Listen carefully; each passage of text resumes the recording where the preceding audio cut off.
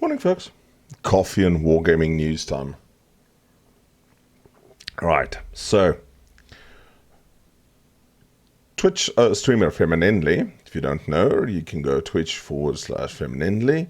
She's got about 24,500 followers, and she basically only streams World of Warships. Picked up an interesting thing yesterday. She posted it on Reddit. Wargaming fires Gneisner over the Yukon debacle. I noticed that Gneisner, it's his handle, him and moved to World of Tanks, has had his wargaming tags removed on all wargaming forums. The source is there. A few weeks ago, he was thrown under the bus and forced to apologize for the situation surrounding the Yukon, despite his actions, involvement, and communication being praised by both Little White Mouse and Chibitsu. Wargaming once again protecting their higher-ups that should have been held responsible and instead targeting their most dedicated, skilled, and respected staff.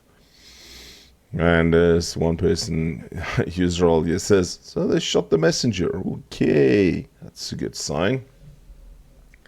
Now, if we go over to the Wargaming actual forum, one of the developers, and he's a manager, yes, Gneisner has left Wargaming. Other than that, we're not going to discuss the internal affairs of the company, nor any staffing decisions. We wish the best to Gneisner and are grateful to him for his work in wargaming. Yeah, so essentially they're right. They shot the messenger. Oh, before I leave this page, this is interesting. 7 hours ago, when I was fast asleep, a Little White Mouse also said it appears that Wargaming has followed through on making Elias K. Grodin, formerly Gnino, a scapegoat. Fem pointed out that he's no longer working at Wargaming. I'm not okay with this. It was not his fault any of this happened. There are two people I hold responsible for what started all of this, and Gneisner isn't either one of those people. Interesting. It is just interesting.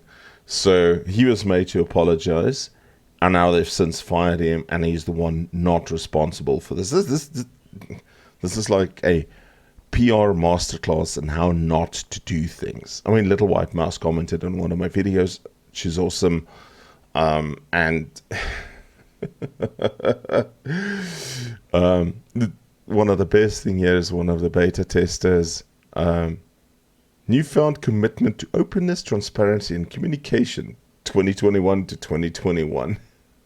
I called it 3 days ago that someone was going to leave under mysterious circumstances. Someone with moderation powers silently deleted the post. But of course, because you're not very competent, they neglected to remove the block quote in your post of it. So I was able to screenshot it. This is a masterclass in how not to do things. Well, continuing the masterclass of total fuck-ups, another Reddit post. The Wargaming official apologized shitstorm on CIS forums featuring the founder and general director of Leicester Studios. Greetings, I would like to bring to your attention the current shitstorm brewing on the CIS World of Warships forums. Basically, they posted the same apology intended for Western audiences, and people started to call Wargaming on their bullshit. It got so hot that founder and general director of Leicester Studios, Malik Katajev, himself went to the forums to duke it out with the player base. Now, I'm not going to go into this thing, but clearly PR isn't their strong point. PR isn't their strong point. And I think what's really important to realize, and when Little White Mouse commented on my video, she made an incredibly important point, is right at this moment, they've got a bunch of loot crate times coming up, or seasons type effect. And yes, they were going to publish the chances of winning something, but the person pointed out we've got Halloween coming up, probably some sort of winter sale, and then there's the Christmas loot boxes. So are they going to declare it in any of those things at all before that, or is it only going to be in 2022? They need to literally actually start doing their very best to repair this. They issued a statement. And I called it. Everybody was like, yay, they've apologized. Wargaming is great again. I'm like, doing this sort of shit. What did I say in that post? A leopard never changes his spots. I'm going to leave you with this, people. It's been a sad day for us yesterday. I unfortunately had to put my doggo down. This was him. His name was Vincent. We adopted him in 2014 from a place here called Husky Rescue. And he was with us for 7 years. And unfortunately, time caught up to him. Huskies don't live very long. We don't know how old he was when he was adopted.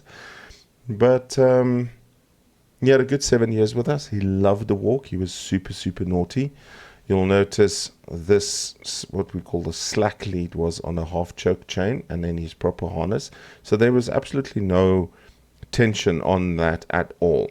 You know, and I could put my whole hand into that half choke.